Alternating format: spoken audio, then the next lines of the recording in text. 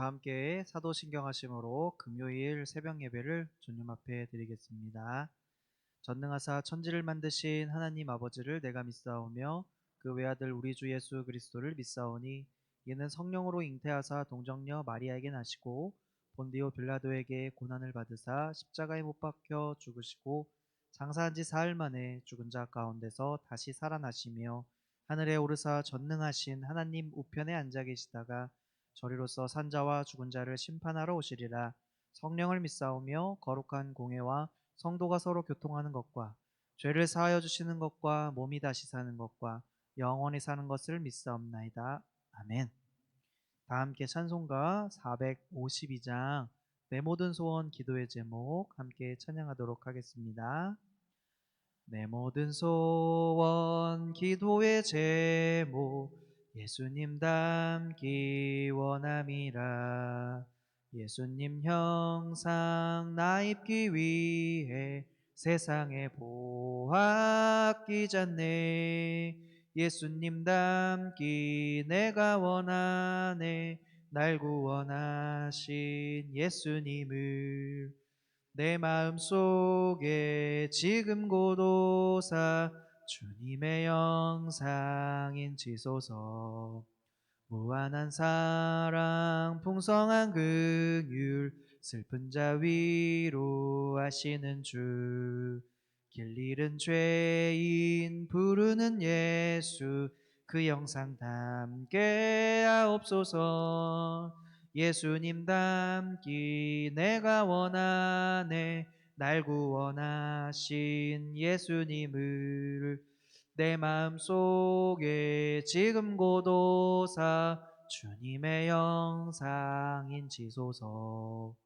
겸손한 예수 거룩한 주님 원수의 멸시 참으시사 우리를 위해 고난을 받은 구주를 닮게 하옵소서.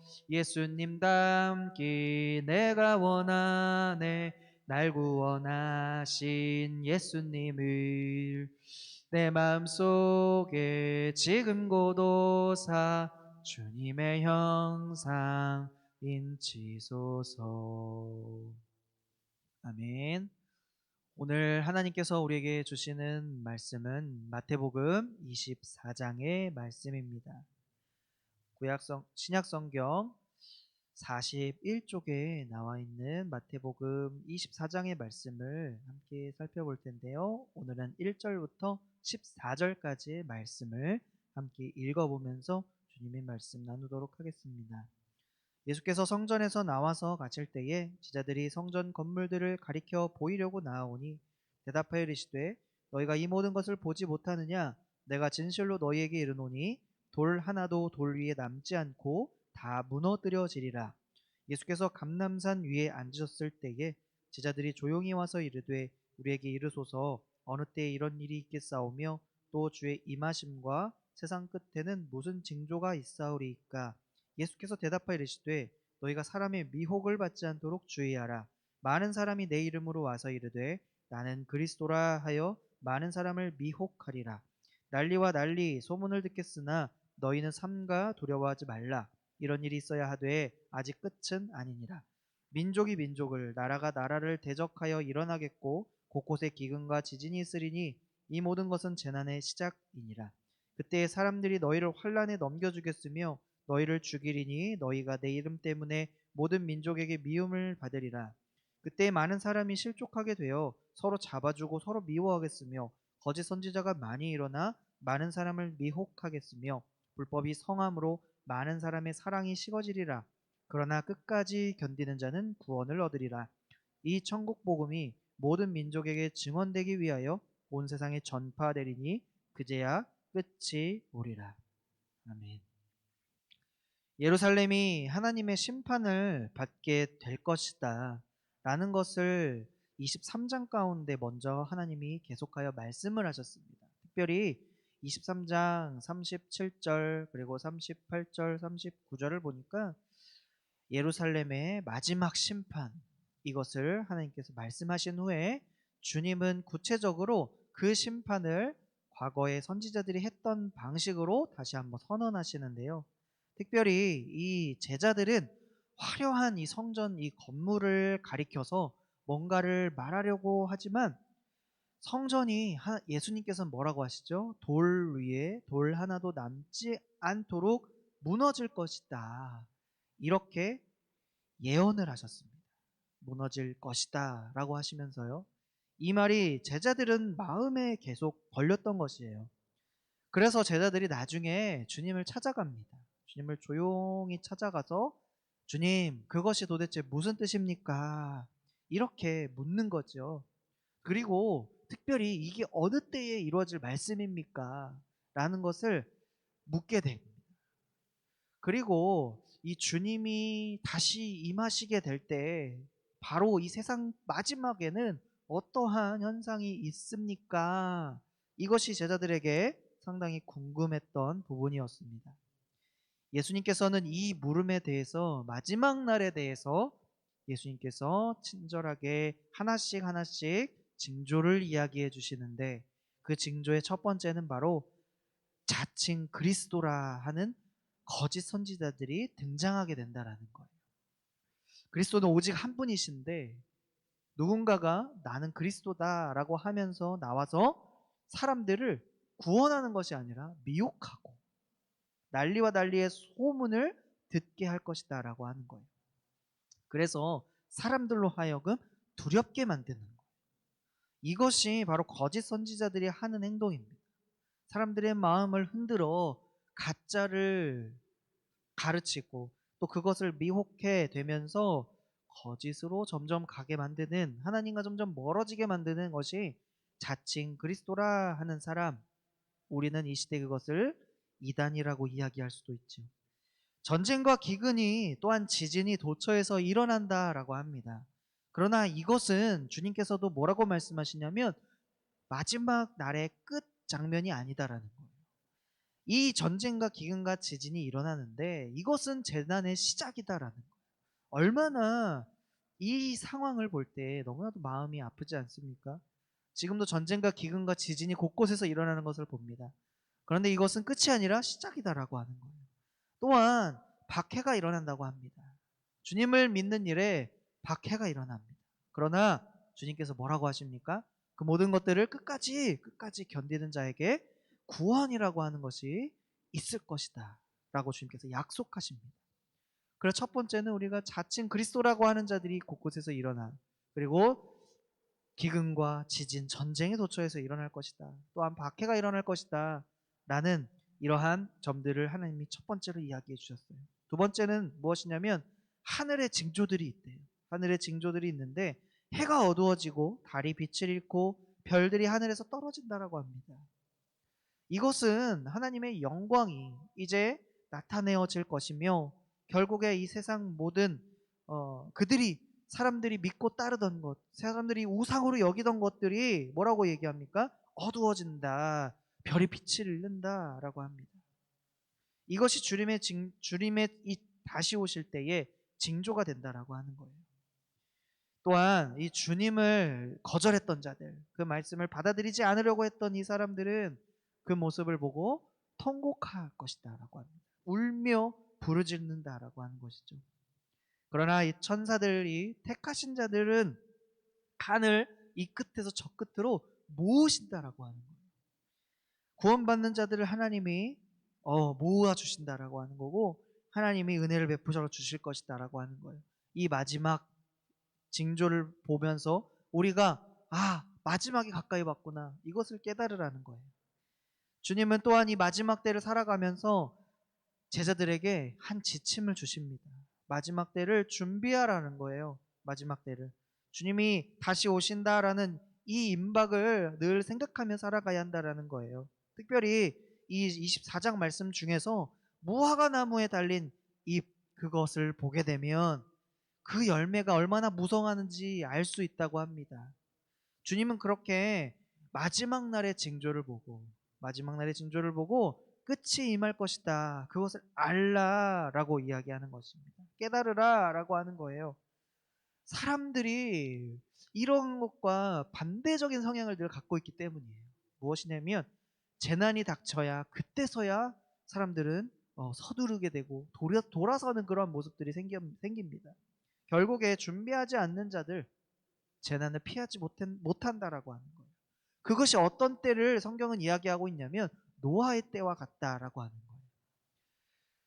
또한 두 사람이 있는데 하나는 하나님께서 데려가시고 하나는 버려둠을 당한다라고 하는 주님께서 이 24장의 후반부 가운데 등장하는 이 말씀도 역시 하나님께서 구원 얻을 자와 심판 얻을 자가 마지막 날에는 나뉘어질 것이다. 이것을 강조하고 있는 거예요.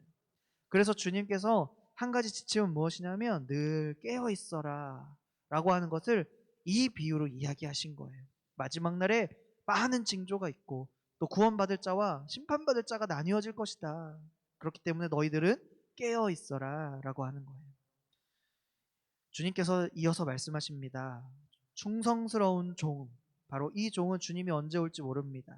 그러나 늘 신실하게 그 종의 역할을 잘 감당하는 것, 늘 깨어있는 것, 주인이 올 때 만약에 우리가 그런 모습을 주님께서 보게 되신다면 그 사람은 복 있는 사람이고 주인은 그를 신뢰하고 그에게 많은 것을 맡긴다라고 하는 거예요.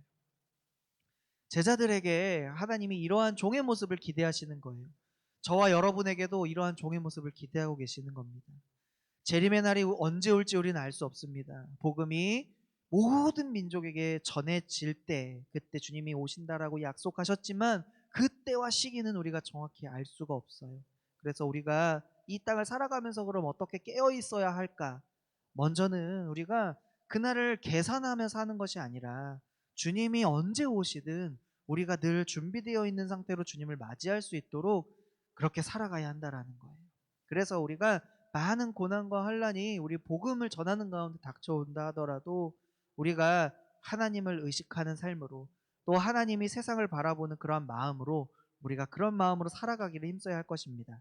특별히 주님께서 이렇게 말씀을 주셨습니다. 에베소서 5장 말씀을 보니까 그런즉 너희가 어떻게 행할지를 자세히 주의하여 지혜 없는 자같이 하지 말고 오직 지혜 있는 자같이 하여 세월을 아끼라. 때가 악하니라. 그러므로 어리석은 자가 되지 말고 오직 주의 뜻이 무엇인가 분별하고 이해하라. 술 취하지 말라. 이는 방탕한 것이니 성령 충만함을 받으라. 아멘. 에베소서 5장 15절부터 18절까지의 말씀입니다. 주님께서 뭐라고 하십니까? 성령 충만함 속에서 세월을 아끼라 라고 하는 거죠. 시간을 쪼개어 빈틈없이 살아간다라고 하는 이 세월을 아끼라라는 그런 뜻이 아니에요. 원래 이 아끼라라는 건 건져 올린다라는 뜻이에요. 건져 올린다. 어떤 삶을 건져 올리길 원하실까요?